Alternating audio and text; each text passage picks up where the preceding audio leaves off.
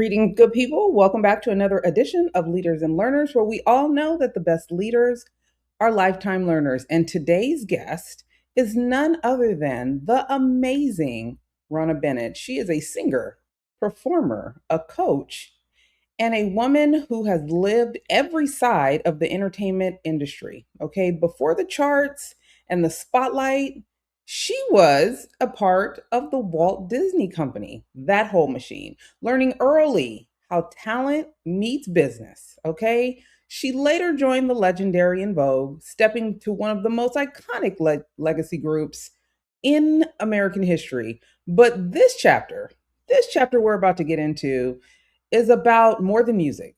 Today, Rana is also a coach and mentor, helping others navigate purpose, confidence, and reinvention using everything she's learned along the way. This conversation is about legacy, ownership, and how she's controlling her own narrative. And in case I forgot to mention, she is also my sorority sister. Hello, Miss Rana. How are Hey, you?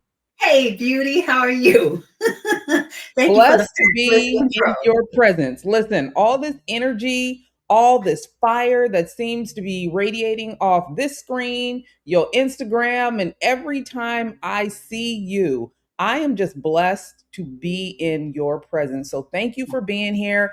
And I want to kick this off by just asking, how are you? How is 2026 treating you? I'm good. I am encouraged. I'm inspired. I'm ready to work.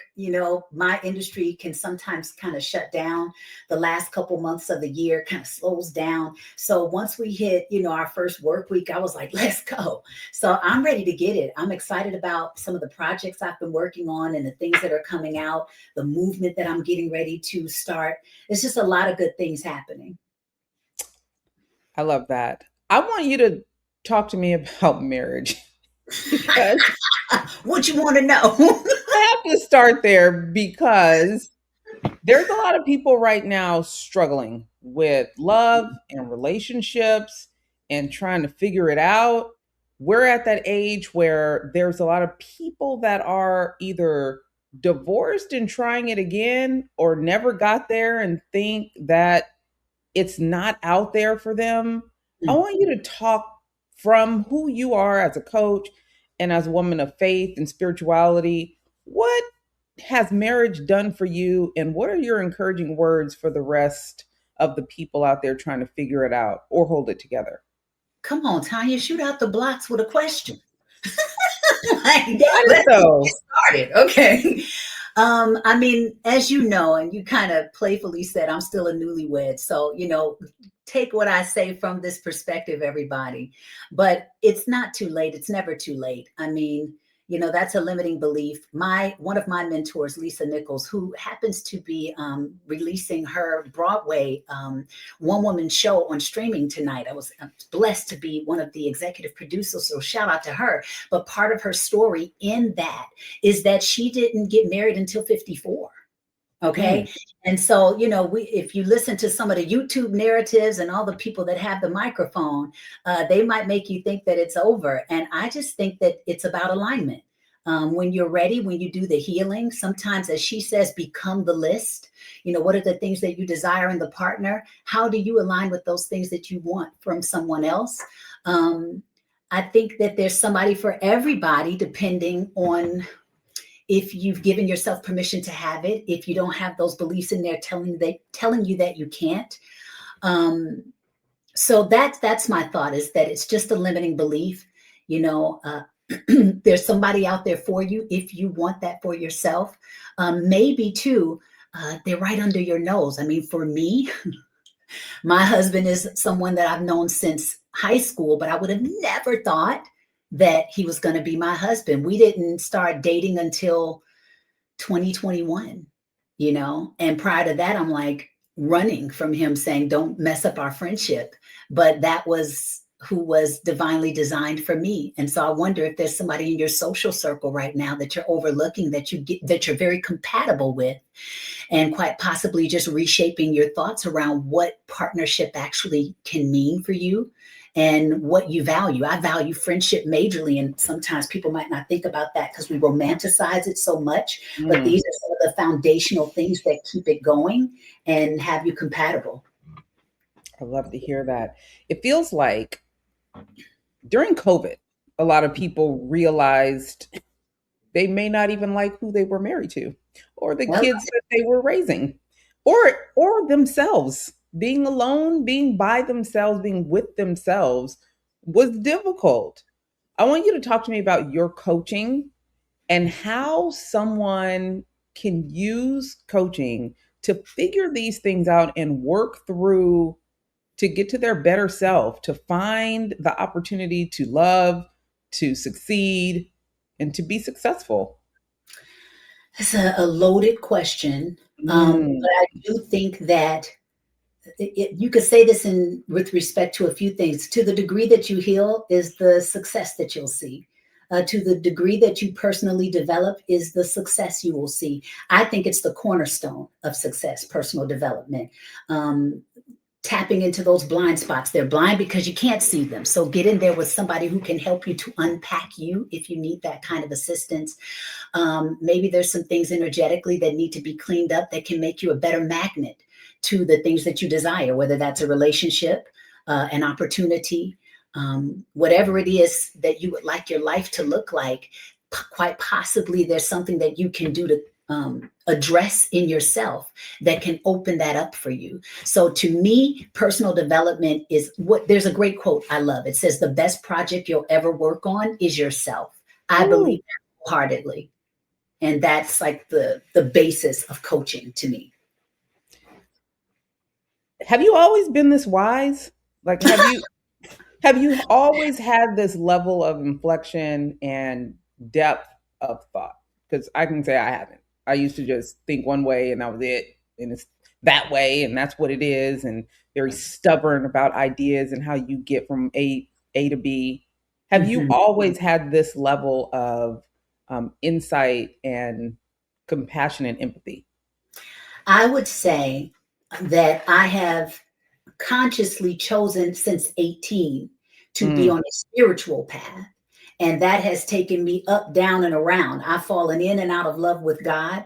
I've asked all the deep, well, I won't say all because, who's to say what all is, but I've asked a lot of deep, burning questions about my existence. Who is God? What is God? What's my relationship to God? What's my purpose? All of those things were burning in me at a very early age. So I've been on a conscious journey up to this point, and I didn't know that it would show up like this now.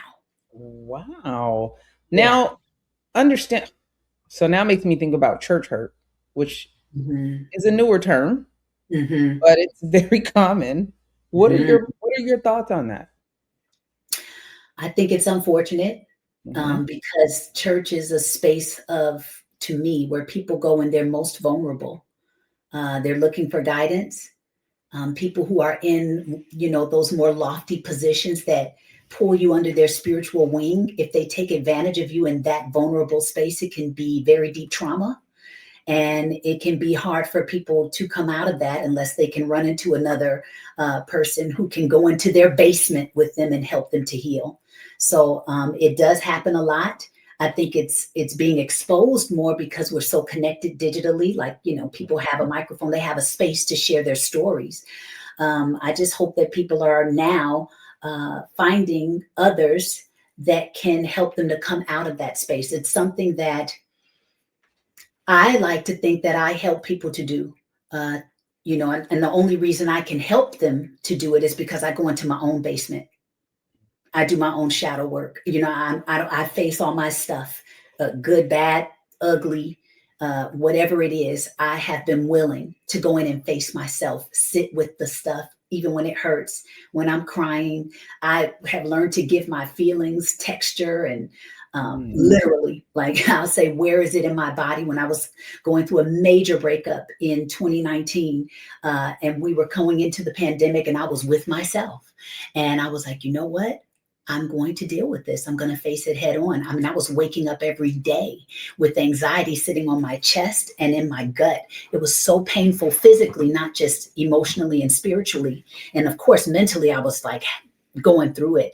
But I would literally sit with my emotions and give them description, like, okay, this feels like a slope today and it feels heavy and it's pressing in my chest. And what color is it? Then I give it a color. What texture is it? Is it fuzzy? Is it smooth? Is it hard? Is it a rough, surface? And what I learned from doing that is that when I'm facing it, now I'm integrating it. I'm not running from the pain. Now it gets to become wisdom.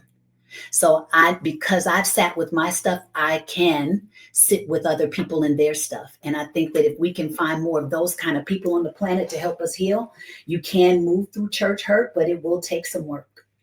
Man, you give it some texture, give it some feelings. That's hard. That's It hard stuff. is. It can be scary. But I would sit there and then I would let the tears fall. And I do believe that tears are God's healing salve. And the more you sit with it and you face it, you're actually facing your fear. You're facing the pain. And because you're facing it, then you can transmute it into empowerment. It can become wisdom because you're not running. And sometimes we need to find somebody that we can sit with that can help us not run if that's what you need. I was probably around 24 when I started really acknowledging some childhood trauma that I hadn't dealt with, some things that had gone on in my life. I watched my mom get shot at the age of 5, and Oh my I spent goodness. some time in a federal witness protection program. But it's like stuff I never really processed, Yeah. and not exactly sure what triggered it. But at one point, I was like, I'm tired of this. Like, Mm-hmm. I don't like being angry and unhappy, that feeling. Because once you've felt love and light and laughter and the freedom of jubilance, you also know what it feels like to be angry and upset and Interesting. Yeah. resentful, and deciding I don't like that.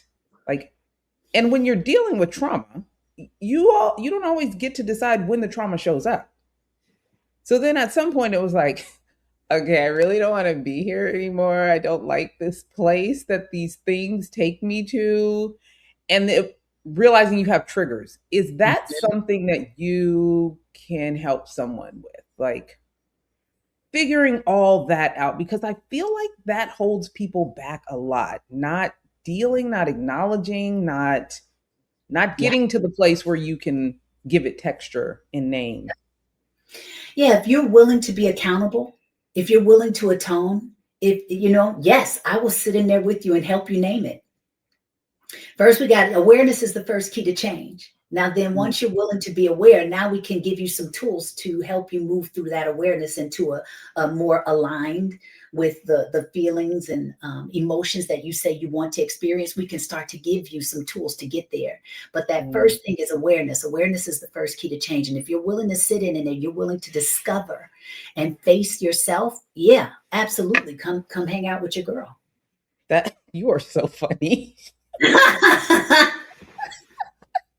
What's making you smile? Go I ahead. love how good you are with words. You just, girl, you so good. I'm a You, Disney kid. You okay? I'm yeah. media trained by some of the best, honey. But I mean, I'm like, it's a you true are so statement. good at this. I just learned how to be authentic and have grace, hopefully, and class in the same breath. They can all coexist.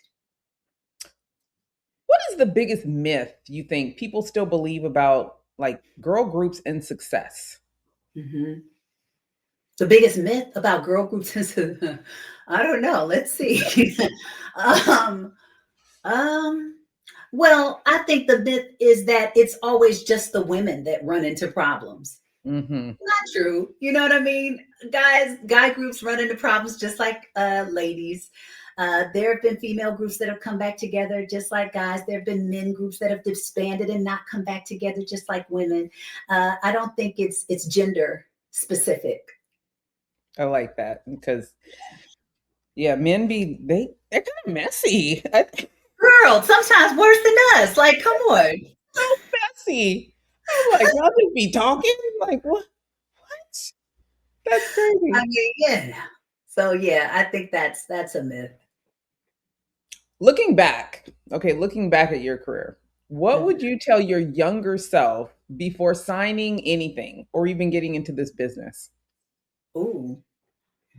Um, well, I think this is something that I share with a lot of artists that I am able to coach and come into contact with now. And that is being in touch with your value system. Let it guide you in the decisions that you make, in the people that you decide to entertain, keep close or keep distanced, in the jobs that you decide to take and how you maneuver within them. Know your value system so that you can measure your decisions based on that. And that can save a lot of that industry hurt that we see. So I liken that to having a personal brand, like know who you are and what you're about, and you let that guide you instead of the dollar signs or the allure of more prestige. And a lot of Mhm. people get sucked into trends. How have you been able to keep yourself very aligned with your own personal values and motives and not get sucked into the trends, the trend of the moment, the trend of the industry? Talk to me about that. Well, I've been in the entertainment industry for over 37 years professionally. Yeah, and you only 30, 35. So yeah, Let you tell you it. was born into it. Yeah, got it. But with that said, I wasn't always so self assured. I have made my fumbles and bumbles like anybody else. I've tried to follow a trend or two, thinking that that was the way to go. And especially when we as artists didn't have as much control or volition over our careers, there were more gatekeepers that were in charge of our voices, what publications, could hear from us, how our music was released. We didn't have all this autonomy back then. So, I definitely followed the direction of some of the people that were telling me what was hot and what was not. But as I've matured and evolved, of course, I'm finding my own way. And now that I'm sitting more in my authenticity than I ever have in my life, I'm enjoying leaning into the question marks and going in Mm. uncharted territory. I even have some music that's coming up that's not like anything somebody's heard from me yet, and I was like, yeah, I like it. And I let somebody hear it recently, and they were like somebody loved it, and the other person was trying to like wrap their mind around it, and I loved how I didn't care. I Mhm. was like, I like it. And so it's just where I'm choosing to be and go right now. So I think maturity has definitely helped that. And in case y'all don't know, I've used Miss Rona's song on a couple of the podcast episodes because I just love it so much, and it Oh, it just it just makes you feel good. So, what is next for you? What is coming up? Talk to us also about how people can get involved in your coaching. Like, who is it for? Give us the good stuff. sure. Okay. Well, I got this pretty baby sitting right here. This is Oh, my personal power deck. Can we see it? I got this blurring thing, so it's a little special. cool. But I am so super proud of this. Okay. These, it's 44 cards in here, and it really speaks to the principles and the faith that has kept me going. And I have four archetypes: the warrior, the creative, the visionary, the healer, and 11 cards within those things. And then you can go deeper into the experience when you scan the QR code. So not only do you pick a card and get a message on the front of it, you can go deeper into that experience, which I have not seen anything like this before. So it's something unique that's offered for me and my school, Personal Power University, because a lot of what's in here is what I teach. So I'm super proud of this. So I would love for people to get to know that. Um, Personal Power University. I would say that, I really can deal with 18 and up, but I would love to just go with the adults because I won't, just 21 and up. My Mhm. oldest student was 70 years old, you know, Ooh. and I think I work best with people whose backs are against the wall. If you're coming out the corner fighting, right, and you need the tools to do it, because I've been there. And I work well with high achievers, people who Mhm. are wanting to express more and they need the space to go for more. And I also like to curate community and tribe so that we can huddle up, help you discover any blind spots. There's a great acronym that I use in other communities. It's called YANA. you are not alone. We get to Oh, explore and experience that together. So it's a huge support community. I bring creativity into it because, of course, that's in me at the core. And then I love peeling back the human condition. And as you know, like I said, I go into my basement and my attic. So mental toughness, emotional resilience, spiritual awareness, all of that stuff is like where I like to shine. have all that information so I can share it in the captions and share it with the people. You're doing something. What about music? You said you had some new music coming out, girl. Hello. I know. So I just thank you for asking. I just released a Christmas single, which I love, and I'm going to be able to, of course, share that every year, which I'm excited Okay. about. I'm getting ready to release a song on Sunday, Sunday Soul Food. It's called What We Got.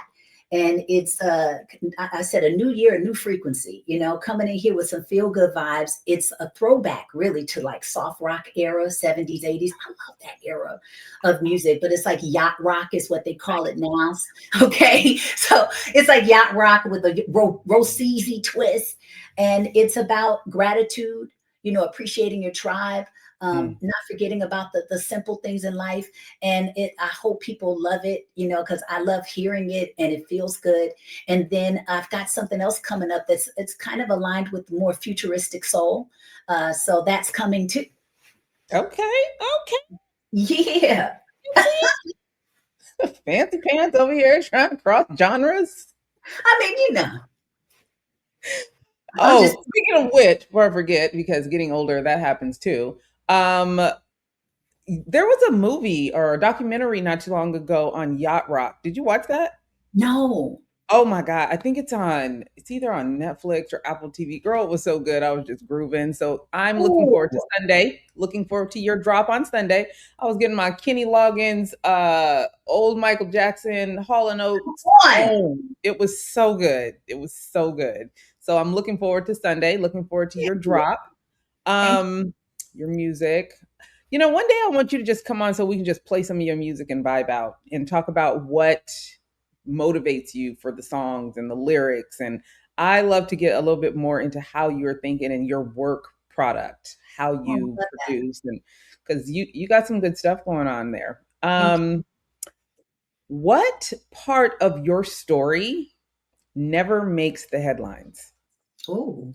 Oh, you think you good with the questions, I'm huh? nosy, okay? I'm nosy. I'm just nosy. What part of my story doesn't make the headlines? Because I'm Wow. nosy, so I've been all in your business, but there's a lot of good stuff that was never like people. It's not out there. Tanya, you tell me, what do you feel is a part of my story that doesn't make the headlines? I'm cheating a little I think bit. a lot of the work that you did before in Vogue, Yeah. Yeah. you Yeah. you I mean, I've been around for a little bit. So and you're right. it wasn't easy. I think that's when I ask about your story, it's like the parts that weren't easy that Yeah. you did the work to make it through to the next thing. Yeah. Uh, you talking about it earlier, being a perpetual pivoter. Um, I mean, that's what it has taken. This is one of the more risky businesses to be a part of. Hmm. And somehow, some way, I have continued to find my way in it. It's, quite the journey, but you're probably right. A lot of people, I don't think they know everything that I've been able to experience prior to En Vogue that even put me in position to handle that kind of a space. Yeah. You talk to the people about your family life and your support when you were young to be able to get to this place in your career and still not look used and abused like some people. I'm sorry. Mm. Well, I will say I am grateful that I had parents that supported me. They did not have anything to do with this industry though. So initially I was a little loudmouth kid in the basement that they were telling to be quiet because I was loud with this wild imagination. But my mom remembers us driving down the street and having a very sincere conversation about me pursuing this entertainment thing, this music thing, because I started singing in church and I was in a famous choir out of Chicago called Soul Children of Chicago. Prior to that, I was in my church in the children's choir. And then one day we were driving. I said, Mom, I want to, no, she asked me, she said, what do you want to do when you grow up? And I told her I wanted to be a singer like Whitney Houston. And she's like, okay, that's nice, but what's your plan B? Because my mom's huge on education. She's like, honey, okay. But I was like, I don't have a plan B. That's it. That I want to do that. And I guess I turned to her, she says, with all sincerity. And I said, Mom, what can you do for me? And she's like, this kid is serious. And so she took it seriously. And we utilized one of the resources that everybody has that you might forget, and that is to ask for help. She had no clue how to break into the entertainment industry. And my dad definitely didn't. My dad worked for a construction company until he retired, like over 30 some odd years later. My mom worked for the government for over 43 years. Like, they were just thoroughbreds. So I definitely get that from them. But as far as breaking into this creativity thing, it was like, who do we call? So we just started from the ground up and asked my way into this creative expression. And I've been going ever since. So I've had a beautiful family foundation. My sister is also my rock, Rhona Bennett. What's up, Roz? She supports me too. And they're beautiful people. I'm like, she doesn't have any ugly relatives? Like, what is Oh, that? you're so sweet. What are they? Thank you. Genetically perfect? Like, who does that? You're so They're sweet. beautiful. You come from a very beautiful, a beautiful and thorough family. They really handled you in a way that, man, this industry is crazy. I'm trying to be nice, but I know it can be. And that's why I think this is why, like, I do these personal power masterminds where I am being deliberate about reaching out to creatives and pouring into them from my journey. mm, I know how important it's been and how special it was when people came to me and they had my best interest at heart, and they gave me a nugget of wisdom, or they pointed me into a direction that I needed to go in, or they cured, a blind spot I didn't even know I had. And so this is good heart work for me to pour into other creatives so they can have some measure of good support along their path as well. and in this industry and others, there's been over 300,000 Black women that have lost jobs. So I Mm, want you to mm, talk to me about women having to navigate reinvention, because some of these jobs that were lost, they're not going to be able to get them back. Give me mhm. your thoughts on that.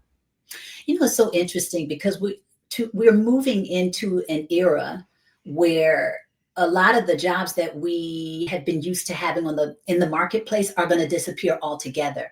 I remember following this guy. He was a futurist back in 2012, and they predicted that over 2 billion of the jobs that we know today would be gone by 2030.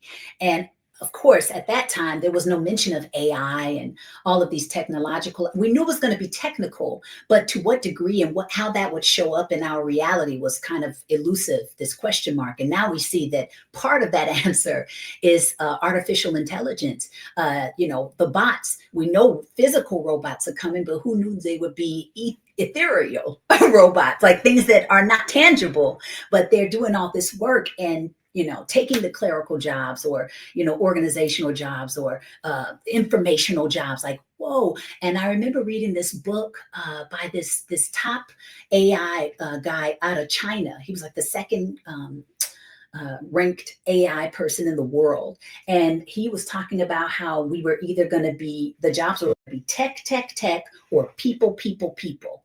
So he said that even jobs like becoming a season changer would Mhm. become something that people might get into. So like, to change the environment. I know, right? To change the environment of someone's space. So when it's fall, you come in and you give the whole house a makeover. When it's winter, you come in and maybe there's like touch up stuff you do, but that we would be creative in how we approach this next frontier of work. I also think that I don't know how quickly they're going to be able to replace work. And so I wonder if we're moving into a space of UBI. What is it? Or what is it? Universal, what is it? Uh, Basic income, universal basic income, where we're going to be more purpose driven, because if you don't have to do something for money, now do we go deeper into our soul's work And then how does that show up in the world? So I think we're about to go into maybe a more deeper space of self exploration and finding out more real purpose outside of the rat race. Yeah. And that's the question mark we all get to chew on and lean into as we move forward. It'll be interesting to see how this all unfolds. It is. It's going to be interesting. It will be, yeah, it will be interesting. If the industry, you can Hmm. pick music or entertainment or just both, whatever. If it were burnt down today, if you had to rebuild it, what would you burn down and what would you protect? What in the industry would you be like, just get rid of it? That's interesting question because I do feel like right now there's a changing of the guard. Yeah. Uh, as you know, over the last couple of years, the underbelly of our industry has really shown its face. Shit And ass. right, we'll say that last part again. Showed its ass. Yeah, hello. So keep it at 100. So, I think a new crew is in town, Mm, and we're in the process of giving that new shape and meaning. So I think it's being burnt down right now through just being yeah. exposed. And now that it's being exposed, the other people, some of us, because I choose to be a part of that changing guard, are stepping up and speaking up and being, creating, relating Yeah. from a more high vibrational space of being. And that's what's coming in. Coaching or mentorship? Which one is more important to you? For To me, you? they're kind of one and the same. However, coaching to me is a bit more nuanced and technical. Like there's more tools that I'm specifically giving you. It's more structured, but Got I it. mean, they're kind of one and the same for me. Mentorship Okay. and coaching. I don't know. So I can call What do you for you, both. what do you That's what you're think? telling me. I can call you for both. You sure can. You Um, sure can. hey, I gotta let the people know. I just think that it is important that we let people know there's help, there's Yeah. options, there's Hmm. opportunity, and wherever you feel like you're stuck, you don't have to stay there. That's And it right. always upsets me when people, and you could totally disagree, but it breaks my heart when I hear kids saying they didn't have anybody. You never had anybody. And I always feel like that's not true. I'm sure there's somebody in your community that loved or was willing to do, but Mhm. also you have to let it be known that you want the help, that you are open to the help, that you are open to the knowledge, to the support, because how are we supposed to know that we can if you don't let us know you even want it? That's right. You could be deliberate about it. And it reminds me of what I said earlier that we asked my way into this industry. I asked my way into success. I asked for guidance. You know what I'm saying? So yeah, be deliberate about it. And you'd be surprised how many people are waiting to pour into you just Yeah. because you ask. Amen. Amen. So January 16th is coming up. That is Zeta Phi Beta Sorority Incorporated Founders Day. Will we be seeing you? How do you feel about Zeta? Like, talk to me about Z5B and why Z5B. Well, we just talked about my girl, Tanita. Tanita is an incredible representation of the finer womanhood She of is. Zeta Phi Beta Sorority Incorporated. I love Yeah. to say it like that. Tanita brought me into Zeta Yeah. culture, and I have enjoyed it ever since. I love its dedication to service and finer womanhood and the ways that I can give back and stay connected, and this expansive community of women that are just powerhouses, honey. Absolutely. And we get to collaborate and keep finding ways to play with each other and work with each other and do amazing things together. So it's been a fantastic journey with Zeta. I love that. I love that, my soror, and I want to thank you for being here. I thank you Thank, for always giving me your time and conversation and chats and laughs and the music, girl. The music. I'm be looking for it on Sunday. I just want to let you thank know. you. I'm looking for it. Can't wait, and hopefully we'll be able to get together in person someday. Let the people know where they can find you, where they can support you, where they can get your support because you're out there and you're helping people and you're changing lives. Thank you. Thank you. Yeah, my main place, come find me at ronabennett.com, RHONABENNETT.com. And everything is there. My new program, The Charging Station, if you want to check that out and what it is and what it entails, if you want to come and be mentored or coached, hello, by me, you can do that. You can find my music there. You can see some of the media that I've done in the past. You can see what Personal Power University is about, my online global coaching school, all of the things about Robeezy. Rona Bennett is at ronabennett.com. I love that. Again, thank you so much. And you guys, all of the information will be in the captions. Connect, stay inspired, and continue to control the narrative, because if you don't, the streets will, and they usually get it wrong. You got, hey, That again. you guys. Hey, thanks for showing up to the podcast where we all know that the best leaders are lifetime learners. When you get a sec, take a moment, leave a comment. What do you think about today's episode? And share it with someone that you know could use the gems that were dropped today. Follow and subscribe. You don't want to miss who's coming up next. You never know who could show up here and what they could say. For your professional needs, marketing, PR, communications, and leadership, make sure you follow us on all social media platforms at Sand and Shores, or hit us up at sandandshores.com. Again, thanks so much for showing up. We appreciate you, and we'll see you soon.